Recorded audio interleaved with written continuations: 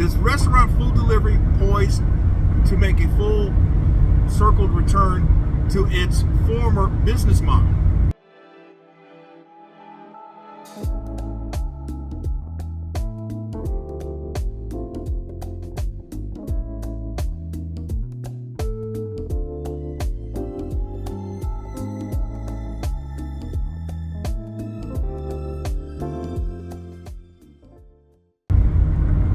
The source of this geezer thought is an online article based out of Seattle, in which it features a restaurant by the name of Bach, in which it announced that it had ditched the gig food delivery apps, namely DoorDash and UberEats and GrubHub. At one point, the gig food delivery apps accounted for 65% of their business. But the restaurant made the decision to hire its own in-house delivery drivers, as opposed to depending on the gig food delivery apps. And the chief reason was for customer service. Now I'm going to point out why they did that, and I believe it's like a threefold answer. The first one, when it comes to gig food delivery apps, if the offer ain't right, guess what? That order's going to sit. And but with the in-house delivery staff, that order's going out. It's not sitting. If it sits too long, somebody may not have a job. That's understandable. The second reason, and it's kind of it's linked, but it's the second reason, it is in response to the exorbitant additional fees that apps like DoorDash, UberEats, and GrubHub have tacked on to the legislative directive by the city of Seattle, in which the main feature, the main point of that legislative directive was for minimum wage. And so these gig apps, in response, tacked on higher fees to offset the costs of paying drivers. So with the exorbitant fees that are associated with these delivery orders, Bach decided, hey, enough is enough. We can't continue to lose customers over these exorbitant fees. The last reason is also customer service related. If the customer had issue with missing items or anything related to the food preparation, the customer could only contact DoorDash or UberEats or GrubHub. And apparently there's enough complaints where matters were not sufficiently resolved for Bach's customers. So now, with its in-house delivery staff, if a customer has an issue, they can contact the restaurant, and the restaurant would be quick to resolve that issue and hopefully retain a happy customer. So, is that the wave of the future? Will gig app delivery go away? Well, there's a lot of concern about how folk aren't making the money that they did even a year ago or 2 years ago. And let's not even talk about 2020 and 2021. Is it likely that if you want to continue doing gig food delivery work, your next opportunity may be donning a cap or a shirt or a uniform shirt and doing deliveries as an employee, a W-2? Now, of course, there's two sides of that argument. It could be the fact that there's consistent pay. It could be the fact that you don't have to deal with threats of deactivation and account suspension, and contract violations. You don't have to worry about where your next dollar is coming from, or you don't have to worry about dealing with the tiered system that the gig apps offer. All the bullshit mind games that go with gig apps. You just know that you show up, you do what you do, you know that you're going to make so much minimum, and then there's always the potential of tips. So I guess those are the two sides of the argument. Obviously, the Baka Bak has made its decision, and ultimately, at least in the Seattle market, there are those who would have to make their decision if that is a viable option for them by looking into a place like Baka Bak that has its own in-house delivery staff. All right, this random geezer thought is based on a comment from a viewer by the handle of Sitting Pretty 64. She's a 59-year-old lady who recently purchased a 2023 Mercedes 2500 Sprinter van with a 170-inch wheelbase. So she's got the long wheelbase, she's got the high roof, she's got one that's similar to DDK's Cars and Crib channel. She says that doing over the road with the Sprinter/cargo van is an option, but she is curious to know: do I think, in my opinion, that could she make it work? My answer is absolutely. I'm going to say this. I'm going to say that based on how you set yourself up, and this is not being critical. You didn't share whether you looked into getting an LLC. Whether you're getting your operational authority, which is your MC number. You didn't share whether you're looking to sign on with a carrier, or whether you've gotten commercial insurance or not. You just have a van. You mentioned that you have a partner who may not be of use for you with what you're thinking of doing. You've thought about approaching your son about this and find out whether he's interested, or you may just consider turning around and selling the van. But again, I believe that you can make it work, especially if you're looking at doing strictly over the road. Now, I have seen, again, if you're doing over the road now, oh man, you've got to stay moving.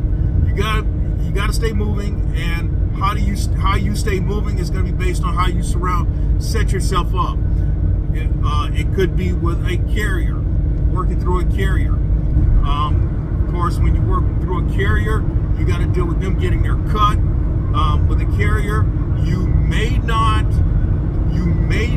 get the best rates per mile when it's all said and done. And with a carrier, at least from my observation, you have to deal with whether they pay you as they say they do and on time. Those are just some things that you have to deal with.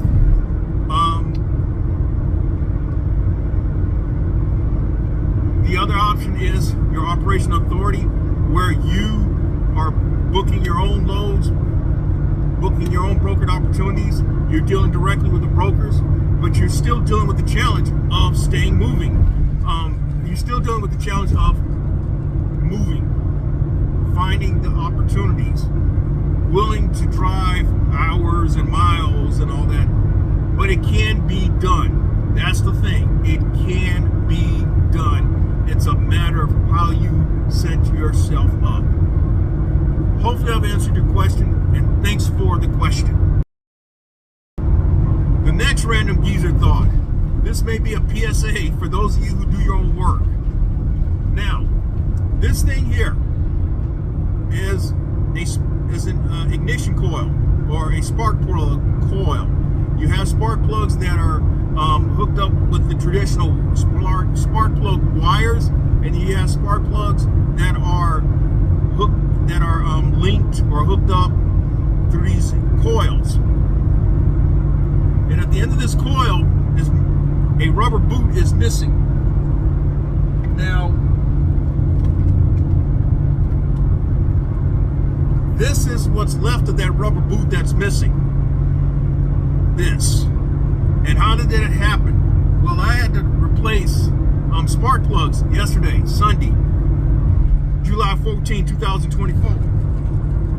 And I replaced one spark plug, and this was the second spark plug that I worked on. And I rushed through doing it, at least trying to take take off, try to remove the coil pack from the spark plug, and I ended up popping this thing off, and it got stuck in the spark plug hole or the spark plug chamber, however way you want to use it, use that term. And so I spent a lot of time trying to figure out a way to get that thing out. And ultimately, this is not the exact pick that I used though. I got a pick set, and what I ended up doing was working that pick in there, and somehow getting it to grab onto it. And at some point, I got it to grab on and pull it out. Now, altogether, replacing the spark plugs. The spark plugs cost me $42. 6 spark plugs cost me $42. And I'm like, damn. I mean, the last set of spark plugs I bought, which were in 2021, I think they may have cost me $25, something like that. So inflation has hit in everything. Of course, I remember when spark plugs were 99 cents. But then back then, when spark plugs were 99 cents, you were replacing them at much more frequent intervals. These spark plugs, these platinum tips, these double platinum tips, and a few other named tips, you can get at least 100,000. You can get at least 150,000. And if you really push it, you can get over 200,000 on those spark plugs before you have to replace them. The problem though is that when these coils and that rubber piece that I showed you, these coils and that rubber piece that I showed you, what happens is that they start sealing over time, and that's what makes them difficult to remove. But so it cost me altogether to replace spark plugs, because I had to buy a new one of these. That cost me $72. And then I bought some the pick set, cost me $2. And then I bought also some needle nose pliers, thinking that I could try to get this thing out, and I couldn't. So I spent altogether about $115 to replace spark plugs. Now, what was the money saved? The money saved was in replacing the spark plugs, because I mean, I don't know how much it would cost for somebody to replace spark plugs for me, but I do know that if I were unable to get that rubber piece out, it might have cost me in the neighborhood $250 to $300 for somebody to come out to the geezer compound and remove this thing. Final random geezer thought. I happened to notice an online article that came out of Jacksonville, Florida, and the article says that rideshare drivers are leaving in droves, and they featured a local driver who said that they featured a local driver who described how his pay has gone down significantly since he began doing rideshare back 2015. Now, I will say this: when I first was on board with Uber and Lyft back in September 2016, I was among those whose cut was 75% of the customer's fare.